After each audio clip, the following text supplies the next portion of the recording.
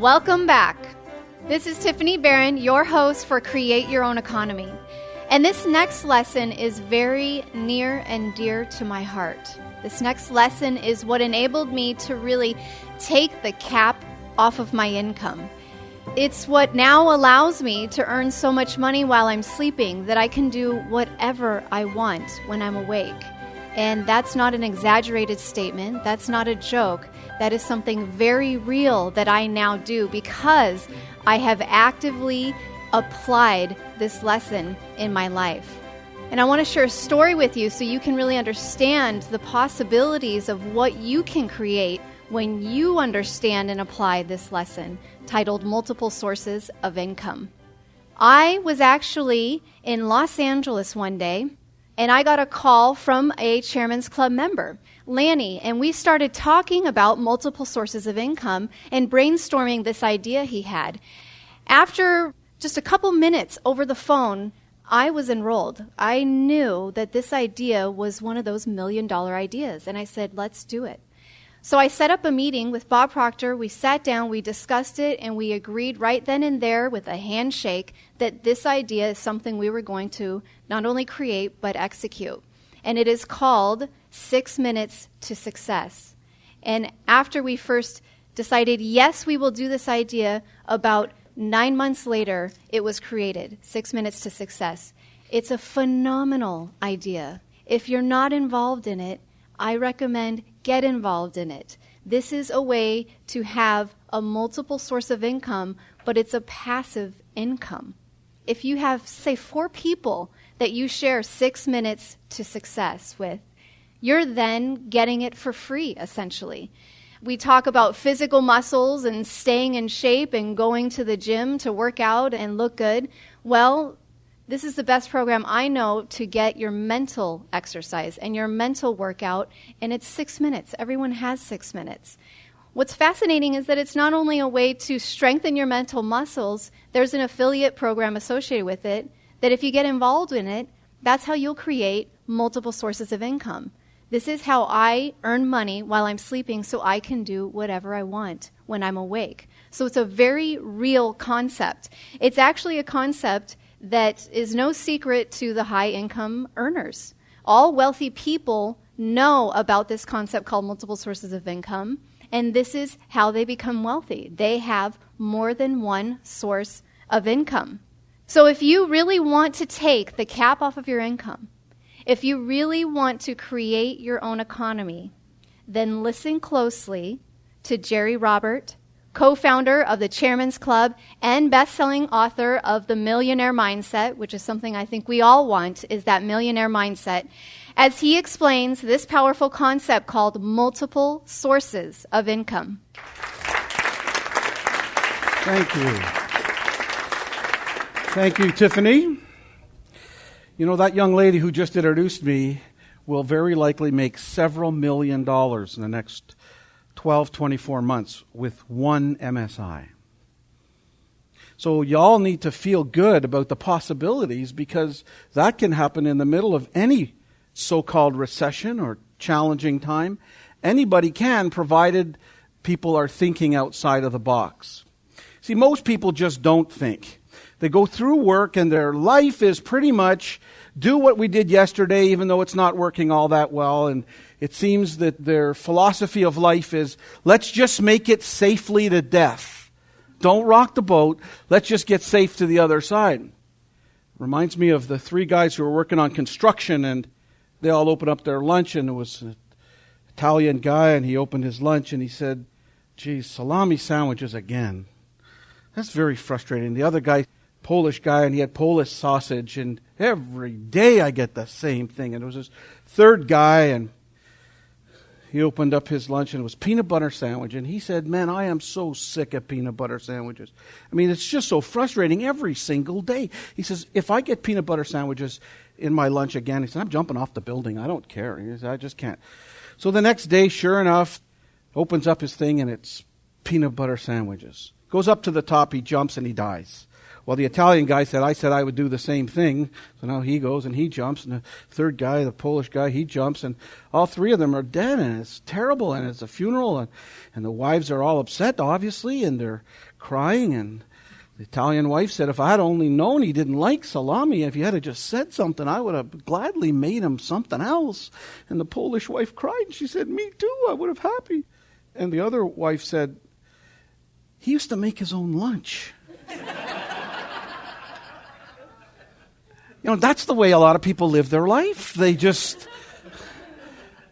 complain, but they don't think that they're the creator of what they get, particularly when it comes to this subject. Multiple sources of income is a fascinating idea. When Bob and I were sitting in this hotel, just right next door, as a matter of fact, and we were brainstorming on how we could help people and what would be something that would be of most help to people, we thought that helping them do what we do automatically. We are just so conditioned now to look for multiple sources of income that it becomes a little frustrating to the people we work with, because sometimes we create so many, and sometimes, we have people who take them forward. In fact, we've got so many now that we have other people who just manage them. Even manage to know, well, what percentage do we have of this one, and what do we own of this one, and what's the deal over here? And it's an exciting way to live because there's never income flowing only from one source. So what I want to do is walk you through some of these and give you some practical examples on what you can do to start thinking about multiple sources of income in your own life. Keep in mind that as a person who is listening to this recording, and we're willing to do whatever we can to help and support your efforts to create multiple sources of income, and so be in touch with us if there's things that we can provide for you. But prosperity is available to those who choose it. You've got to make a conscious choice. You're not just going to wake up one morning and have 42 sources of income. You've really got to make a decision that that's what you want. And so what I'd like you to do right now is start thinking in the next 24 months, how much would you like to earn through multiple sources of income? So that's not doing something that you're doing now. This is creating additional sources of income. We're just going to take a minute. Don't think too much. Just let your mind fly. Come up with a numerical number on how much you'd like to earn over the next 24 months using this technology, because you are going to create your own economy. How does yours look over the next 24 months? You could do it per month, or you can do it how much you want to earn total in that period of time. I want you to be thinking about money coming in from additional sources. So if you agree with Bob Proctor when he states that the mind is a magnet, and as such will attract whatever corresponds to its ruling state. Let me repeat that and make sure that you agree with this. He said in You Were Born Rich, the mind is a powerful magnet and will attract whatever corresponds to its ruling state. That is, the predominant thought in your mind is what you're going to pull toward you. Do you all agree with that? Then I want you to double that number. Take the number that you have created, that you wrote down, and double it. The problem that many people have who are listening to this notion of creating your own economy or setting a goal of something that you really, really want, is we tend at times to be too logical. That's what happened to me when I first got into this material. Bob Proctor asked me how much money I was making at that time. I had been earning $100,000 a year, which I thought was pretty good because no one in my family was making that kind of money. None of my friends were. I was in my mid-20s. The economy was in the toilet. And here he was telling me that I could earn that much in a month. Well, I looked at all of the exterior of my world, the economy, my experience, my lack of it, my lack of money. Even though I was making 100, it was costing me 125 to get it. So I looked at all those things, and my logical brain kicked in. It said, no way could I do that. And I did something that I've come to realize is ridiculous, but at the moment seemed like the thing to do. I started to argue with him. He shared an idea with me that was outside of my programming, outside of the way I had grown up. The thought of earning $100,000 in a month seemed ridiculous to me. And today, just our overhead with one of my companies requires at least 4 times that. Well, if you know Bob Proctor at all and you have a chance to meet with him one-on-one, you'll recognize that he has a very keen knack on identifying mental illness. And he just looked at me and said, man, I won't tell you exactly what he said, but he had to get my attention because he said, now listen, you're rejecting an idea because it doesn't fit your current paradigm. He says, anybody who would dismiss an idea without really thinking about it, they're just not thinking. And I thought, that makes a lot of sense. I really wasn't thinking. He had been earning this kind of money and more for over 25 years at that time, and here he was telling me that I could do it, and I won't even wrestle with the idea. You see, I just figured in my own self that if somebody shares an idea that's really big, like the one I've just asked you to fill out, the brain automatically goes to, how? How could you possibly do what I just asked you to do on that form? How could I, when I was confronted with the possibility of making in a month what I used to make in a year, the whole thing that my brain went to was, how could I do it? And I was about to reject an idea because it didn't fit, and because I didn't know how to do it. Man, am I ever glad I decided to stop and listen. I live a charmed life today. We get a chance to go right around the world 5-6 times a year, staying in the best hotels, never having to worry about money. Imagine making next month what you made all last year. Imagine that. That's phenomenal.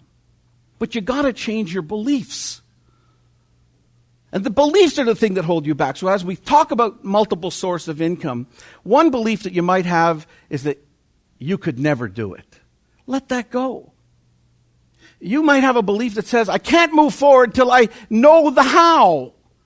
I said to him, how the heck could I possibly make in a month what I used to make in a year? And he said, it's not your job to figure out the how. Your job just to keep your eyes on what it is you want. Because Stella Mann said, if you can hold it in your head, you can hold it in your hand.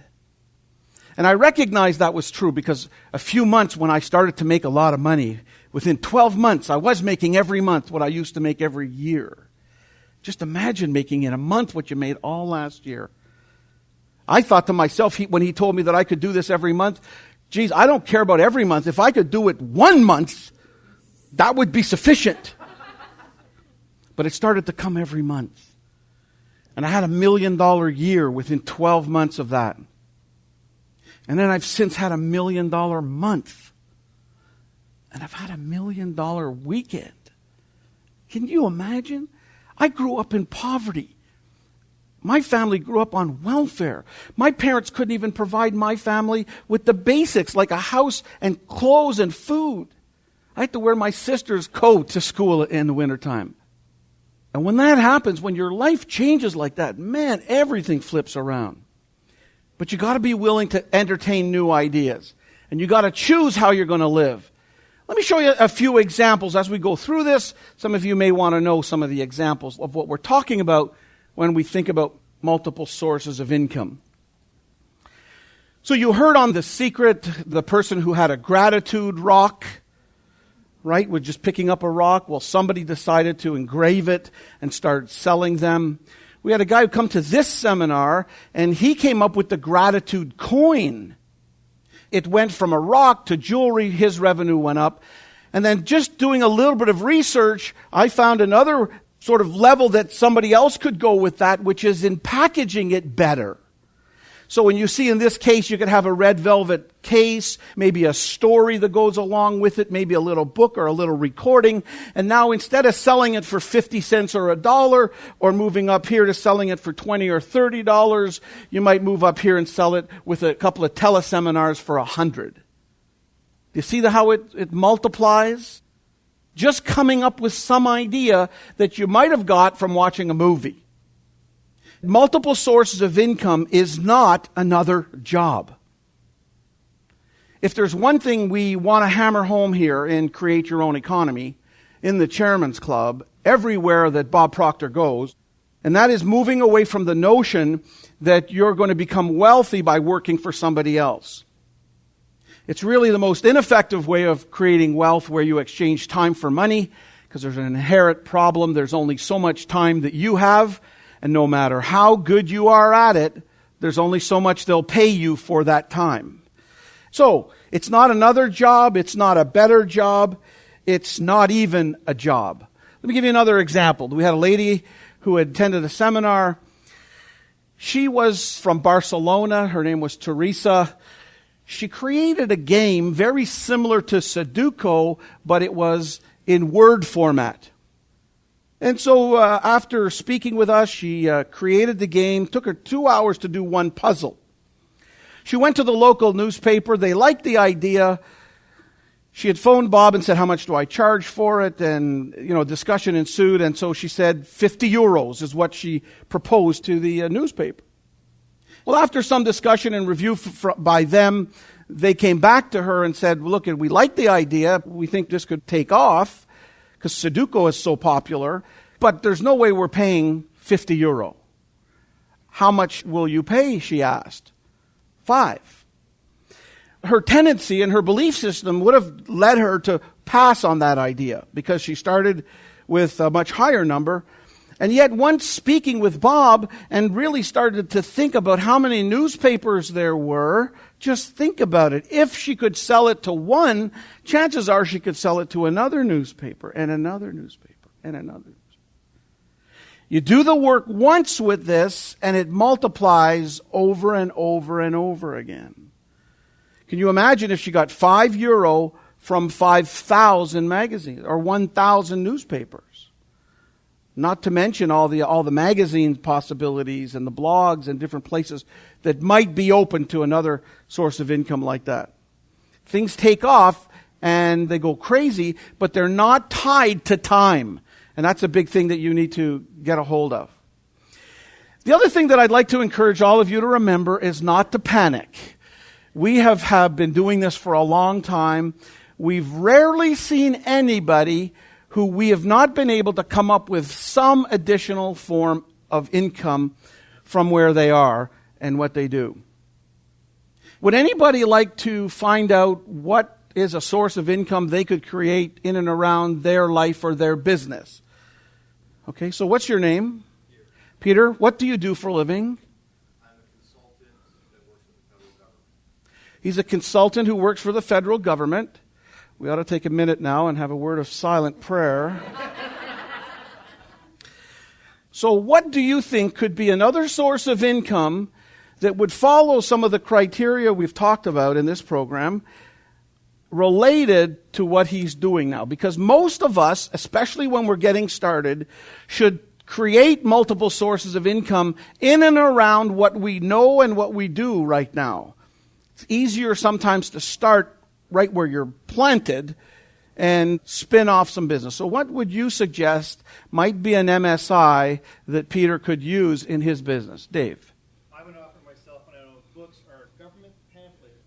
So let me just repeat that. So what you were suggesting is that he possibly write a book. You called it a pamphlet. So to plus his idea, which is to take an idea and make it bigger and better and expand it, you never use the word pamphlet. You never use the word ebook. You never use the word booklet. It may be a small book.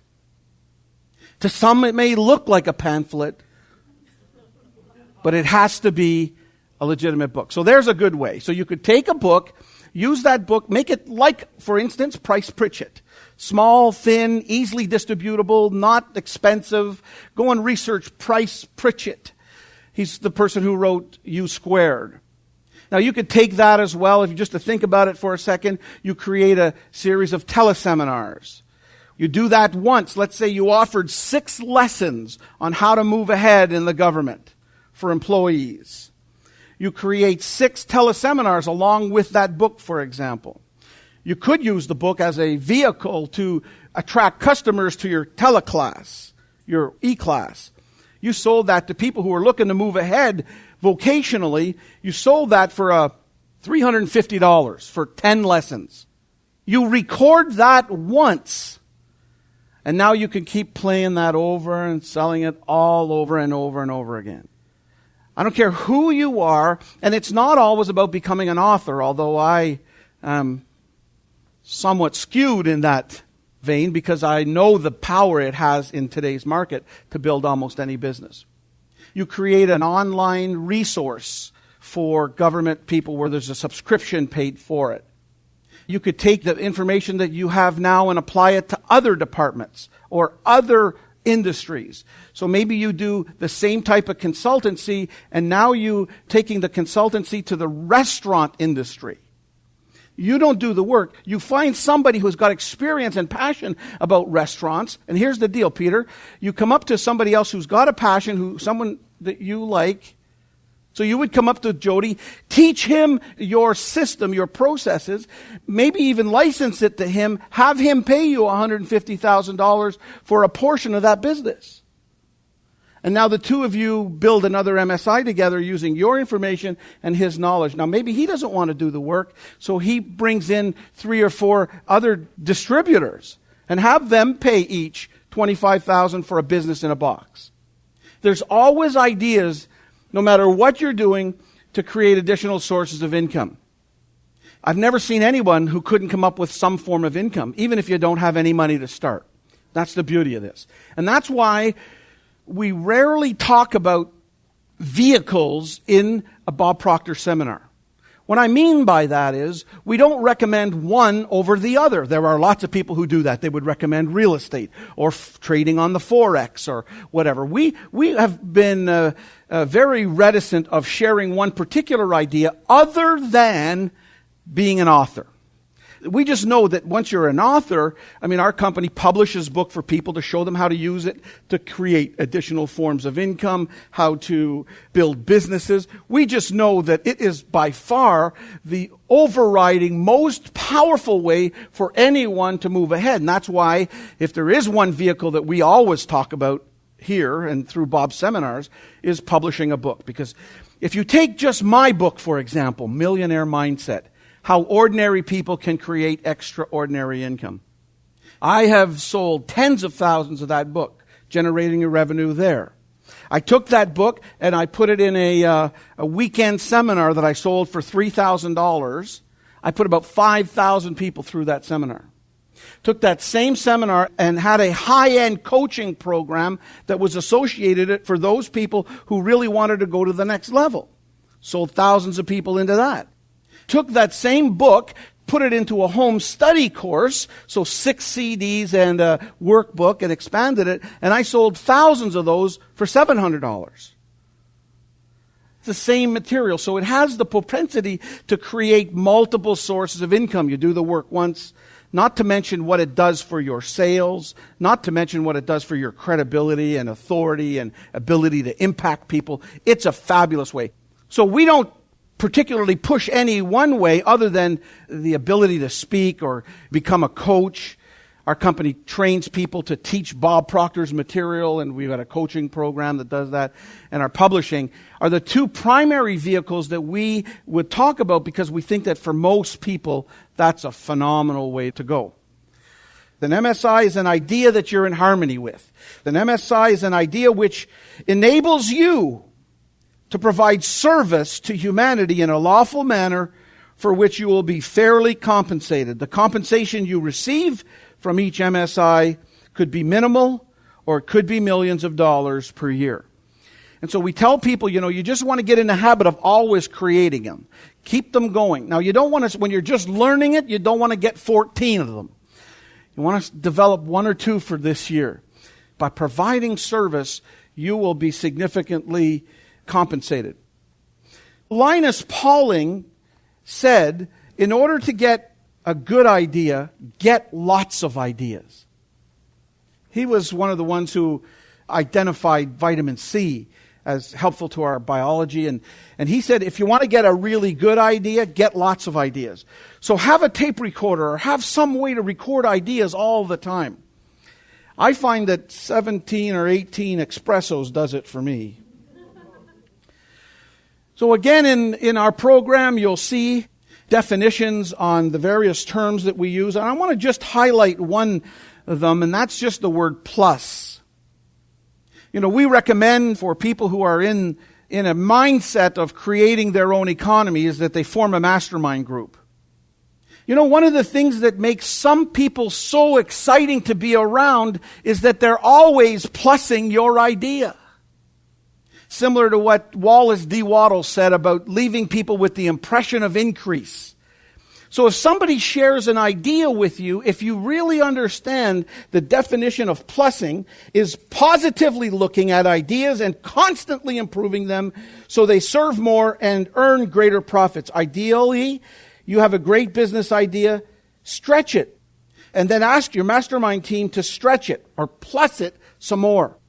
And when you plus something, you look at it from a different angle. You plus it by looking at other industries. You plus it by flipping the idea around or cutting a portion out of it. You take an idea and you just reformat it, repackage it. How could you add more service to what's already available?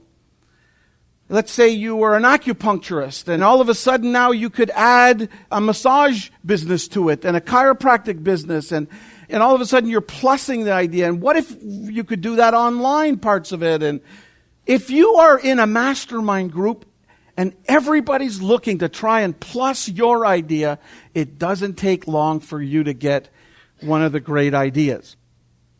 Here's an example. We had one author, Susan Harley from Australia.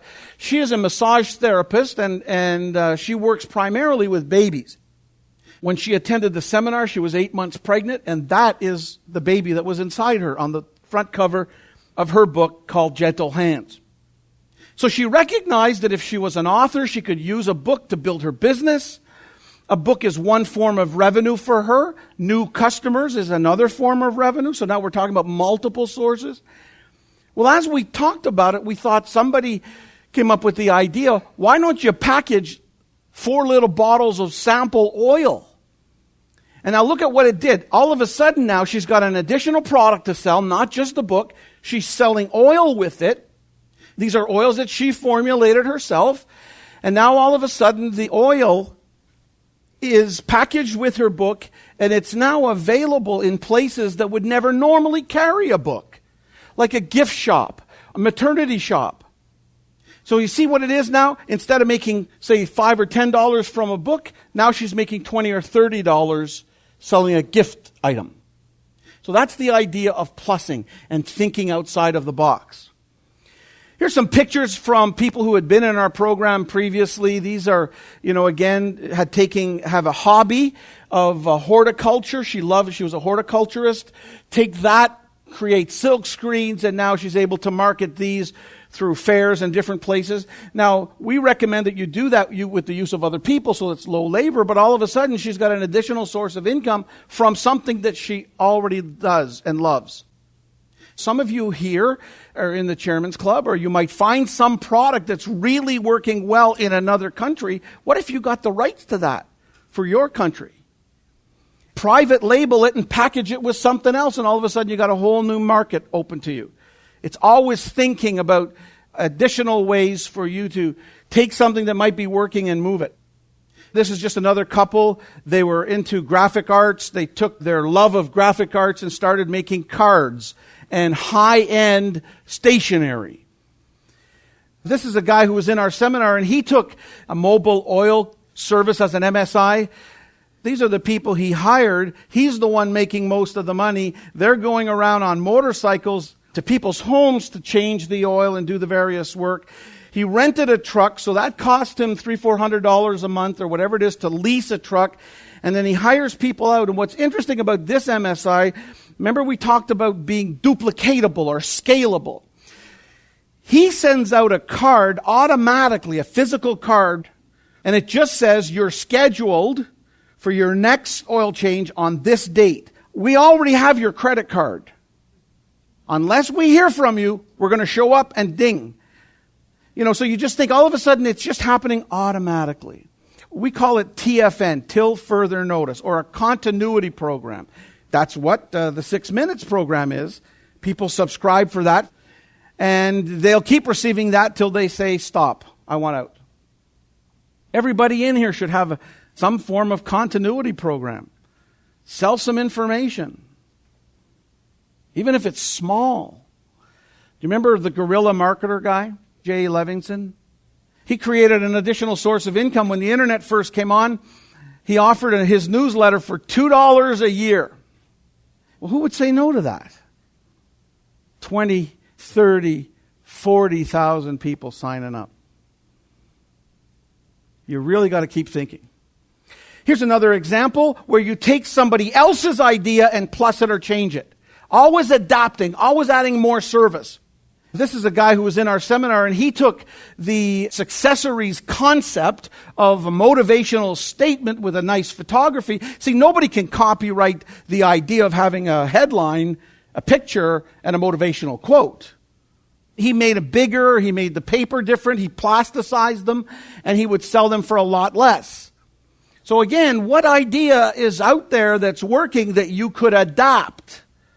And we suggest always adding more to it than what is currently available so that no one can compete with you. If you look at the publishing world, for example, there are a lot of people who print books and do various things to help authors. No one does what we do because we've packaged all of the things together. We offer Bob Proctor, for example, 40 years of experience. So you want to look at an MSI that really provides a lot of service that's not being provided right now. So we're going to talk now about 7 Fortune Builder assets. These are assets that all of you bring to the table, and that when you are masterminding, when you are looking at your additional forms of income, you focus on what you're bringing to the table. So let's go through some of these. The first one is time. So we're all rich because we all have 24 hours to invest. Now, some of us are committed in other places, and so one of the things that you bring to your mastermind group, to your creation of MSIs, is the fact that you have time. The other one is energy, and we're not just talking about physical energy, you also bring excitement. And you got to ask yourself, for example, when we talk about multiple sources of income, and one of the ways that we create this is by putting you in groups, mastermind groups, we call them. You got to ask yourself, what is your energy that you're bringing to the table? Because keep in mind that sometimes the MSI that you end up profiting from might very well belong to another person. So you got to ask yourself, because we're talking about 7 fortune building assets. These are assets that you already have. Your energy, your attitude, your enthusiasm will go a long way in how much people want to be around you and work with you. Have you ever been around and you start talking to somebody and start flying ideas around and somebody says, no, I tried that. That'd never work. So keep in mind that you're never going to attract a lot of people to you if you're negative. They've never built a statue to a critic. So you bring energy. When you sit down and create your portfolio of multiple sources of income, what kind of energy are you? When you sit down to create, are you feeling good? If I've got to do a lot of thinking work, and it's not uncommon for Bob to call me or me to call him and say, let's go somewhere and think. I'll do this frequently because I want to make sure that my energy is in a very positive, can-do format, even in a prosperous environment. I want to be in a prosperous environment. I want to wear good clothes. I want to make sure that everything about me is feeling really good that day. Does that make sense? The other one is know-how. So you bring a certain amount of know-how. That might be things that you shouldn't discount. There are things that I've come to realize about myself that I'm not good at. In fact, I'm not good at very many things. I'm just really good at a couple. That's all it takes. Just being really good at a couple. And an understanding that don't do anything you're not good at. Get somebody else to help. But you do provide a certain amount of knowledge, and if everybody's working on one or two core skills, then there's a need for a lot more. You can't build a multi-million-dollar enterprise with just one or two skills. You need to have lots of skills, and you need to make an inventory. Or what are you good at? What's your know-how? What's something unique? And if you're not good at something that, in a very exemplary way, get good at it. I'm really good at writing and speaking and innovating. That's it. I don't do anything else very well. Speak to anybody in my company. If it wasn't for the people who are around me, I would not know what city I'm going to. I'd never know what hotel I'm going to stay at till I land. You got to have other people. You bring know-how. The next one is your wealth-building drive. You have a desire, or you sure as heck wouldn't be here. You wouldn't be listening to this if you didn't have something inside of you that said, I know there's got to be more. I know I could do better. That is marketable. That is a valuable thing for you to have, and you want to nurture that. So when he talks about the 6-minute deal, man, you cannot afford not to do that. Share that with every day. Get up and start filling your mind full of that stuff. Write this down. This is probably going to be the most wealth-building thing I will ever say. No one ever became wealthy watching American Idol. And yet you see people, they spend 40 minutes in the morning reading everything that a newspaper is written. All those reporters who are blabbering about this bad news, they're all broke. You have a chance to listen to a multimillionaire who did it by learning and growing and proving over time that his philosophy works for $1 a day? Man, that is a pure and unadulterated steal. When I heard they were going to sell that for $1.15 or something a day, I almost flipped. I thought it should be several $1,000s a day. No, seriously, you get one idea. You get one time when one morning you wake up and you're heading for a bad day. You're going out and you're going to be in a pissy mood that day. Something happened. You got up on the wrong side of the bed and things aren't working out. And you put on that video and you do that exercise. You flip your energy around. It could be that very day when an idea pops into your head that would never have come had you not flipped your energy around. Man, I think of what would I have done if I had missed all this? Think about it. The next one is self-confidence.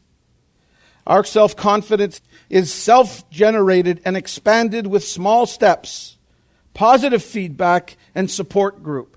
Get good at what you're doing. Figure out how you can get better at what you're doing. The next one is follow-through, the ability to keep going and be persistent. The last one is flexibility, being able to be resilient, being able to look at things in different ways and different formats. There's different ways of making $1 million. In the program, we break it down by days, but you could also break it down by income. $1 million is not that much money. If you break $1 million into 12, you're looking at $83,000. If you break it into 300, what is it? And it doesn't take that long for you to do it. We're always doing that. Taking a big number and making it smaller. The question is, can anyone make $1 million in one transaction? The answer is yes. And I remember when it happened for me. It wasn't one transaction, it was one day. I was sitting in the room and we were selling something. I had about 30 or 40 people buy one of our consulting programs for about $50,000. And I remember Bob coming up behind me, and I was counting the papers in the back of the seminar. It was over $1 million. Well, I just about fell off the chair because it was just a matter of keep persisting, never thinking that anything's big or small. It's just a matter of saying, look, I can have more and do more. It goes back to what he says in You Were Born Rich. The mind is a powerful magnet, and as such will attract whatever corresponds to its ruling state. What's your ruling state? The person who earns $30,000 a year is thinking $30,000 thoughts. Change your thoughts. Plug in different numbers. You'll change your vibration, and different ideas will come to you. We talk about the Wheel of Fortune, where you want to start working on multiple sources of income and always have a file close to you where you're starting to generate new ideas. The important thing to remember is the quotation by Thoreau. He says, if a person advances confidently in the direction of their dream and endeavors to live a life they've imagined, they will meet with success unexpected in common hours. You got to advance. You just got to keep moving in the direction of your dreams. Just see the end results. You got to see yourself owning and living and feeling, and what does it mean to live that kind of life? You got to go as far as you can with what you see. So I remember, because it was around this time of year, Bob Proctor asked me, what was I getting my wife for Christmas? Well, it was December 19th. At that time, I had no money. And he could see that I was a little bit embarrassed, and he said, I didn't ask you what you could afford. I asked you, what would you really like to get her? Back then, we only had one young son, and minivans were starting to become popular. So I said to him, well, geez, what I'd really like to get her would be a minivan, one of those new minivans. And he says, do you want my help? And I'm thinking, Proctor's going to buy me a van. No, he doesn't work that way. He said, no, seriously, do you want my help? And I said, yeah. He says, will you promise to go as far as you can with what you know, and when you get there, just keep moving until you figure out what to do next? I said, I could do that. Right then, he picks up the phone, calls the guy, a friend of his who sells these minivans. Hey, do you have minivans there? You got a really nice one? Great. My friend Jerry's coming to pick one up. Click. Go get it, he said. I'm thinking, what? You got to be kidding me. I don't have any money. And he said, well, you can't buy a van until you test drive it, can you? That made sense. You told me you'd go as far as you can with what you know, and when you get there, you'll figure out what to do next. I thought, well, I could do that. All the while thinking, no way. He said, just keep your eyes on what it is you want. Keep your eyes on what it is you want. Remember what Stella Mann said? If you can hold it in your head, you can hold it in your hand. And I went and I get in this car and a brand new minivan, and I don't even have to go on the street. It's a new minivan. Why do we test drive these things? So I hear myself saying, hey, I think I'll take it. Let me see the paperwork. And I think, what did I just say? And I figured that you can't buy a van until you figure out exactly how much it costs, right? Like, what's the monthly payments and how much do you really need down? Because I had concept in my head, but and so you go as far as you can with what you know. And when you get there, it'll become clear what you do next. And that's what I did. And I just kept doing that. And I took a little bit of payments from this credit card, a little bit from that credit card. And I took the first 3 months of installments, and I put that on the back of the lease because I was committed to getting the van. See, by that time, I thought, I'm going to get it. I don't know how, but I'm going to get it. And so it's to lock into something that you want and go as far as you can. What most people do is they do the exact opposite of what Napoleon does. Napoleon said, I see the objective, the obstacles must give way. People have that typically reversed. They say, I see all the obstacles, the objective must give way. They flip it around. Well, you got to get to that spot where you say, I don't care what happens. Bumps in the road, challenges, disappointments, people who take advantage of you. All of that is inconsequential. You're going to keep going as far as you can with what you know. Because if you want it, you can get it. If you're persistent. So we get people to make commitments to this. We're talking about making a serious commitment here. This is the MSI commitment. And we're asking you to sign this commitment, but not do it lightly. Let me read this. I, put your name in there, make this irrevocable commitment. Without violating the rights of others or the law of my being, I commit to do whatever is required to efficiently and effectively execute the multiple source of income technology in the most professional manner possible. I commit to place the highest priority on this technology until it has become a habitual part of my nature. I recognize MSI technology as the catalyst which will enable me to multiply my present annual income. I create my own economy by setting up multiple sources of income. And if you believe that and you commit to that, irrespective of knowing how, it's all going to come. Irrespective if you don't have an idea tonight. Irrespective if you have no partners and you don't know where to start or what to do next, or you have no money to finance anything. If you actually believe to that and commit to that, I'd like you to invite you to sign that and date it today's date. Because if you give yourself permission and you commit to doing it, all of the noise that occurs in your head, once you start to emotionally get involved with your MSI idea, will bounce right off of you if you really commit to doing it. If you change your belief system so that your belief system is running you rather than what's going on outside or in your intellect. Let your belief dictate how you live your life. And I want to end with a story about something that happened to me once I started making huge money. Now you remember, I come from poverty. My family was supported by welfare. And this one month, the accountant came to me and told me that I had had the best month I had ever had up to that time. It was a phenomenal month, and he showed me the paperwork. I had earned $232,000 the month before. That is a whack load of money. It's a Canadian term, whack load. It's a whack load of money for anybody. But when you're from the projects like me, it's incredible. Absolutely incredible. And I remember driving home. I thought, I'm taking the afternoon off, I can now. And I'm going home, and I phoned my wife, and I said, I'm coming home. I got some great news. She said, yeah, I'd just like you to pick up some groceries on the way home. So I'm doing groceries. I pick up a few things. I'm going through the grocery store. I see red bell peppers, sweet red bell peppers. As I grab 6 or 7 of these, I put them in my basket. I hear a voice say, put those back. They're expensive. I just took them, put them right back, and I kept going. And then it occurred to me, for who they're expensive?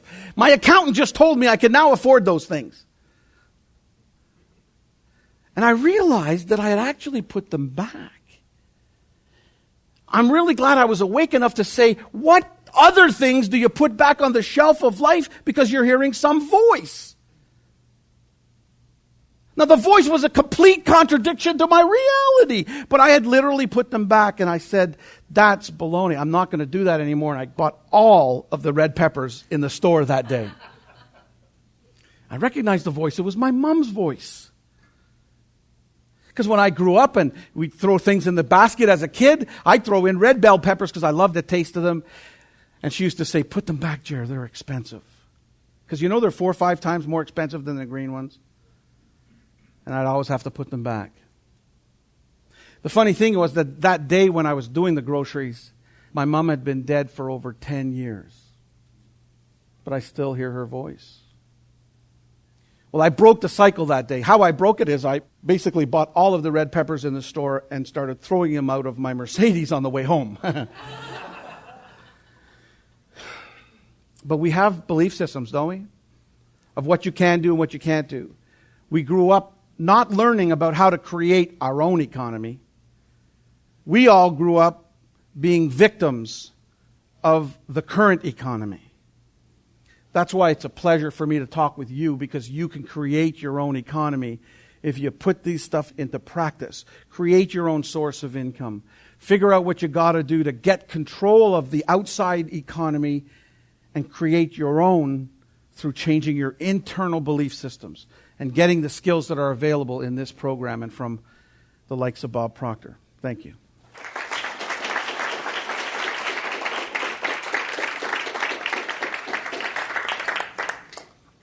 All right, now let's review the final session of Create Your Own Economy. So we learned what an MSI is. It's simply income from multiple sources. It's not another job. It's not a better job. It's not even a job. It's an idea that you're in harmony with. It allows you to provide service and to be fairly compensated. You might earn a minimal amount of money, or you might earn millions.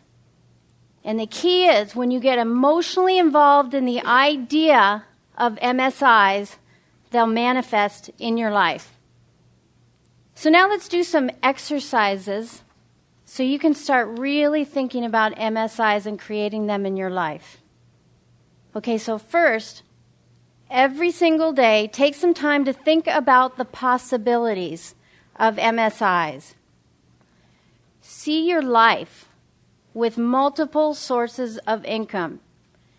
Don't just intellectualize it. Really get emotionally involved in what your life would look like with these multiple sources of income. Secondly, brainstorm on ideas. Constantly brainstorm on ideas, because if you have lots of ideas, you're going to come up with some really good ideas. So constantly brainstorm on ideas. Commit right now to research at least 3 MSIs. And 2 that you might want to research are 6 Minutes to Success and the Chairman's Club. And you can find out more about those by going to www.proctormoney.com. So it's proctormoney.com. And then you've got a wheel with MSIs on it, a whole bunch of them. Take time to complete that wheel. Determine how many MSIs you're going to have and what they are, and complete that wheel.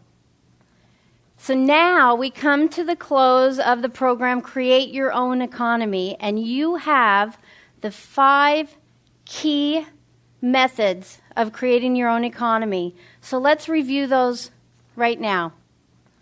Remember the starting point? You first decide what you want. Make a decision and then be it. Act as if you've already got it. Then let principle rule. Don't let precedent rule. Let principle rule. Look really, really objectively at where you are and where you want to go, and see that picture clearly. That's the starting point. Then remember the formula for fulfillment. This is where you discover what your purpose is. This is where you figure out what you love to do. And you decide that's what you're going to do. And then you create your vision or your strategy for fulfilling that purpose.